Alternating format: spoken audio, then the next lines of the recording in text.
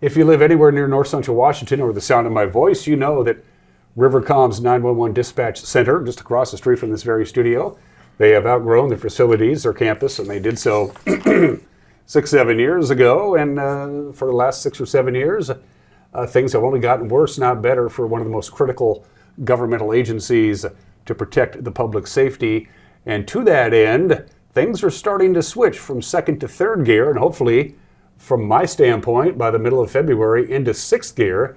To talk about that is the executive director of Rivercom's 911 Dispatch Center. No stranger to this program, Doug Jones. Good to see you, my friend. Good morning, Dan. Good to see you. You popped into my radar again with the press release earlier this week. A little background, of course, you've outgrown your facility. Oh, geez, I don't know, 6-7 years now. You've been busting at the seams at Rivercom, at the top floor of the Wenatchee Police Department. You know this was coming. You can't stay there forever. The initial thought was perhaps maybe the Confluence Technology Center for a new home for Rivercom, but that logistically just didn't work out for you guys. Right, that was a good option two or three years ago, and we looked hard at it. But the biggest issue with, and we'll talk about with the new facility too, is 911 centers have to be what they call risk category 4 to meet those construction standards. So we did an analysis of the CTC at the time, and it would have taken a lot more money than what was reasonable to retrofit that entire facility to be risk category 4 when all we were occupying was one floor. So it didn't make a lot of sense. What that means essentially, if it's a catastrophe, a major earthquake, a flood, anything that would endanger the lives of hundreds of people, you guys have to stay open. Exactly. We're, as an emergency communication system, floods or whatever, we have to have a facility that's going to have the redundancy and the structural integrity to really withstand those forces that we can then continue to operate and provide those emergency services. So just about a year ago, you went to the board. The board green-lighted purchase of a property so you could build from the ground up on 5th and Lyle in East Wenatchee. That was the initial plan, and then things changed a couple of weeks ago. Talk about the timeline for the new headquarters out there in Old Station. Yeah, we purchased that property in East Wenatchee, I think in October timeframe of 2024, with the intent of building a new facility. Again, it's very difficult to find an existing facility, as we found out with the CTC, that meets those risk category 4 requirements. They just don't build them unless you're building fire departments or PSAPs or 911 centers. So it's very hard to find that. So we did look to build new, and we had a design team come on and start the preliminary design of a new facility. And the rough cost of that, we're going to be about $26 million to finish that complete project. So we went to the state, as you know, last year, asked for a lot of money to help complete that. Didn't get it, which is fine. It was a big ask, and there's a lot of priorities for state funds, especially right now, as you know. Federal funds as well. We went to our federal representatives, and they did what they could, but difficult to secure funding from them as well. So went back to the drawing board when we didn't get those funds and said, what can we do? So we started looking at existing facilities, and this one out on Euclid came up. It's a little bit smaller than we wanted. That's going to be about probably 6,000 square feet smaller than our new facility that we were planning. But certainly for the next 15 to 20 years is one that will work for us.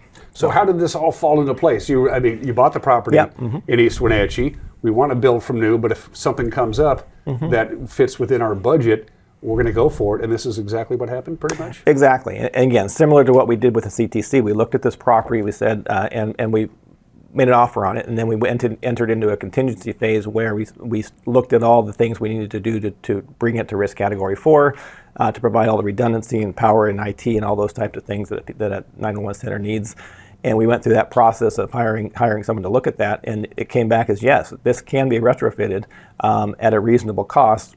Significant cost savings to building new. So that's the route we went. How much money are you saying you're going to, I'm assuming, eventually put the property in East Wenatchee that's not going to be your new headquarters back up for sale? You pay a little over $12 million for that? I'm trying to remember off the top of my head. How much was we paid for that for the 1.7 or 8, something like that. Yeah, that's what I meant. Yeah. And so there's going to be some cost savings here by buying an already existing building, even though you do have to renovate it. Exactly. Definitely. And then we still have that property in East Wenatchee. The board hasn't made a decision to sell that or not. Kind of looking at maybe what the market looks like as far as selling that to be good stewards of public funds and what that looks like. So, And we don't have the final cost on the retrofit for the new building either. So we've got a RFP out for a design company now to come in and really get to the details about what we need to do with this property. We'll get a little bit more refined budget on that and figure out exactly how much we need beyond what we have to finish that property and move into it. Does the physical location of Rivercom's dispatch center, the new one, does that play any role at all, or as long as you can put up transmitters and repeaters and all that stuff so you can communicate over a wide swath of property, does the actual physical location play a role in this? Yes, that was one of our contingencies too, was to kind of do analysis of how that property, with an antenna there, hits our other radio sites throughout the valley, and then simulcast throughout the 2 counties. So yes, that's a consideration. Obviously, Euclid, one of the things we looked at with Euclid property is right above the Confluence State Park down there. So what's the inundation zone for the dams? That was a big one because it's right down there. And we worked with the PUD, and they gave us some maps to show us that even if there was a flood coming down from the dam, we would be above those flood areas. So that was another consideration. And you're asking the taxpayers and the registered voters in the Rivercom area, which is all of Chelan and Douglas County, I'm assuming, come February, to pass a 1/10 of 1% sales tax to not only keep you folks up and running, but to make some necessary improvements. And I bring that up because, as you and I both know, but maybe our viewers don't, there is a lot of dead spots. You're talking about a lot of rural areas. There are a lot of dead spots in both Chelan and Douglas counties that emergency personnel in Rivercom can't talk to each other. That needs to be addressed. Definitely. When you talk about our radio networks, we have over 20 different radio sites on top of buildings, on top of hilltops throughout the Chelan and Douglas County area. And then we still have dead zones. We talk about accidents on Stevens Pass, Blewett Pass, things like that. Those are some of the significant areas where we have dead spots, and when first responders go into those areas, we want to give them the most updated information. We want to be able to hear them and get status reports so we can help to coordinate further resources. And a lot of times we can't do that because of the dead zones that we have currently. So adding new infrastructure to our radio sites, adding more radio towers to address those, and then adding infrastructure and maintenance basically to our existing sites is a heavy cost, and it's getting more, as you probably know on the radio side, getting more expensive every year to keep up the technologies that are involved with radio communications. How out of date is the equipment that Rivercom is currently dealing with now at your dispatch center? Is it, you have to stay with technology, and technology has done nothing but help you guys communicate and get the message out to whatever the first responder is. Is that always a challenge to stay ahead of that technological curve? It is, but not only on the technology side as far as radio and IT. When you talk about next gen 911, this all kind of interrelates. We are getting calls from the enchantments now that we never got because of text 911 through satellite communications and things like that. So in addition to adding to our caseload, our call load from getting these remote 911 calls, that take a lot of coordination. When we get someone that breaks their legs up in the enchantments, that's a lot of time that we dedicate to making sure that person gets the resources they need to get out of there. So all that technology that allows people to contact us much easier than it used to be has a cost. It has a personnel cost to manage that as well. All these things are costing a lot more money than you would think. Your technical folks, top notch, by the way. You're the people who maintain the communications equipment on a daily basis are the best in the business. They must be looking around for pieces of property here and there, ridge tops and sections where they can put in a repeater or a translator. They've been looking around. They understand a line of sight. Sure. Is some of that going to be private property you're going to have to buy just a little bit of a square footage of, or maybe lease from Bureau of Land Management or Forest Service? Talk about that real quick. Yeah, currently we have a mix. Like I said, we have over 20 sites, and that's a mix of properties that we own versus properties that or tower space even that we lease. So it's definitely a mix, and when we look at what we need to expand that, we identify the locations where we need it, and then we see if there's property that can be purchased or property that can be leased or tower space that's already available at those locations to be able to do that. We have, I would think, a little bit more requirements as far as hardening of those sites to have generators and backup generators and solar and all those types of things. So those are the types of things we look at. Obviously, we can't have our sites go down, and so we have a lot of redundancy built into them. 67,500 public safety incidents. Yep. Every year that your organization responds to. That's a lot.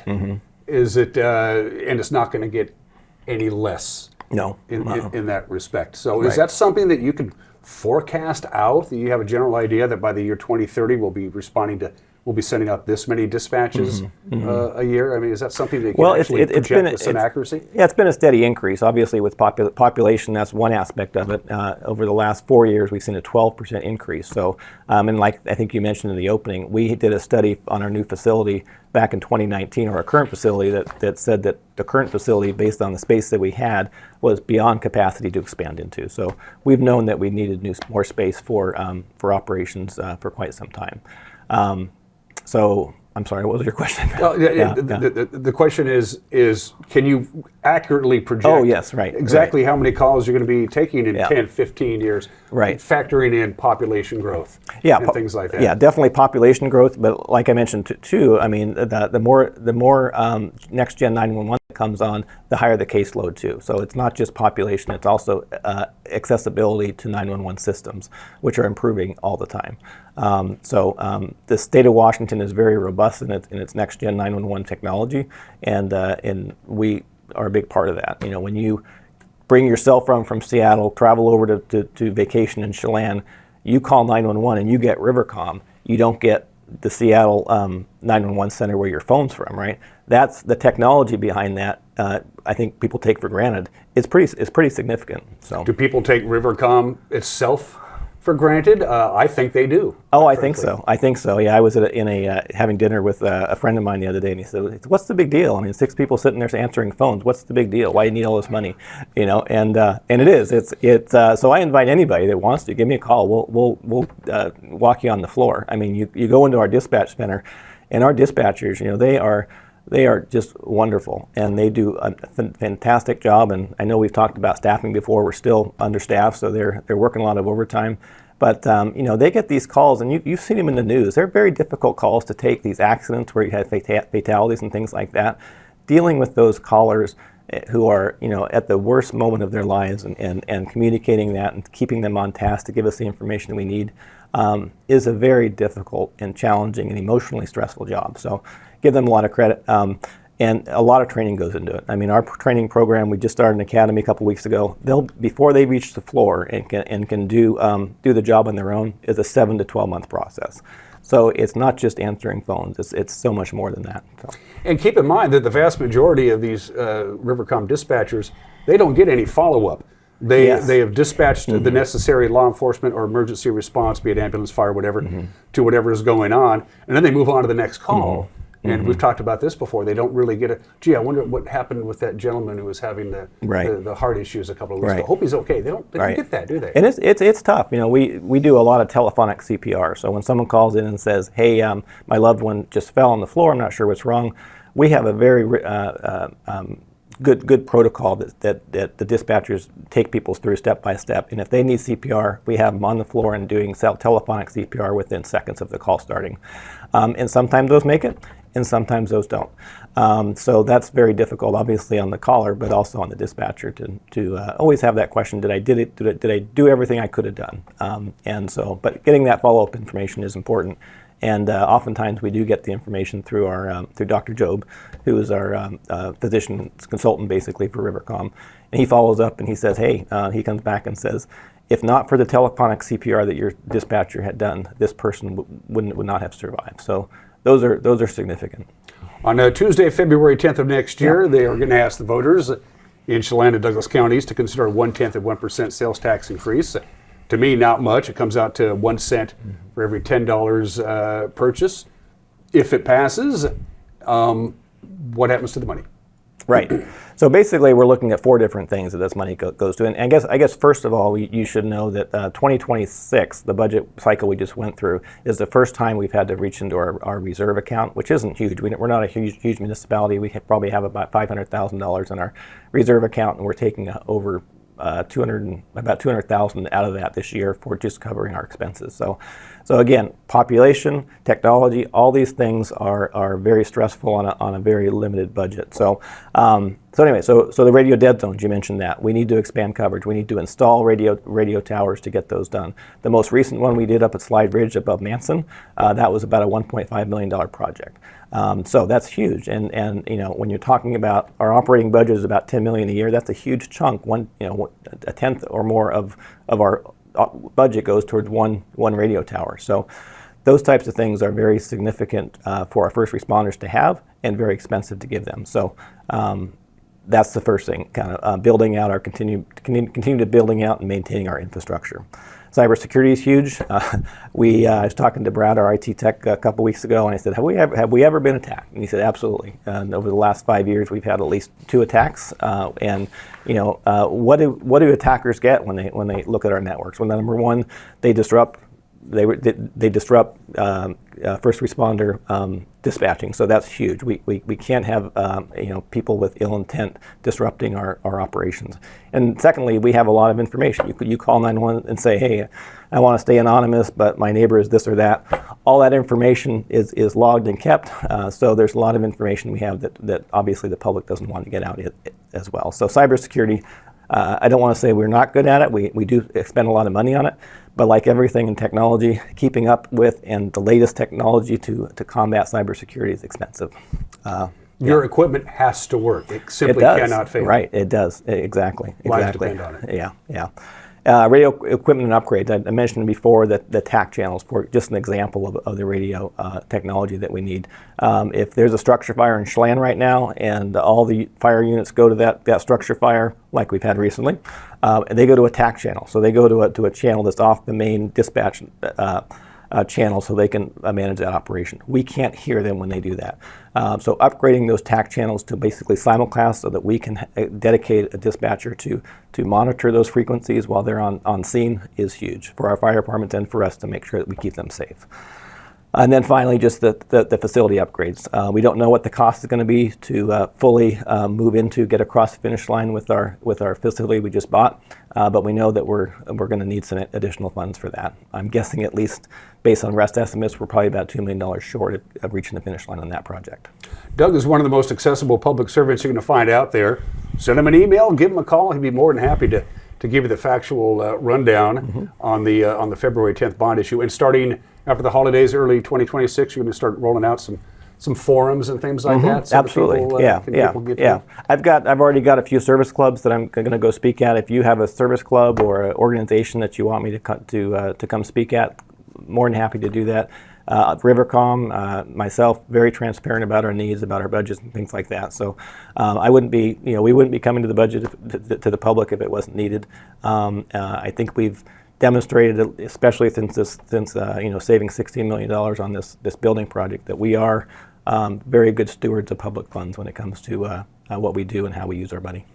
Doug Jones, Executive Director of Rivercom's 911 Emergency Dispatch Center. Thanks for dropping by and paying us a visit. I'd like to talk to you again after the holidays. Absolutely. More than happy to. Thanks, Doug. Thanks, One more thing. If you accidentally call 911, don't hang up. Stay on the line and say, "It was a butt dial or my kid found my phone," because they call you back. We know, we hear it. Just stay on the line and say, "My bad." We know where you're at. Yeah. You're watching Wake Up Wenatchee Valley, and we'll be right back.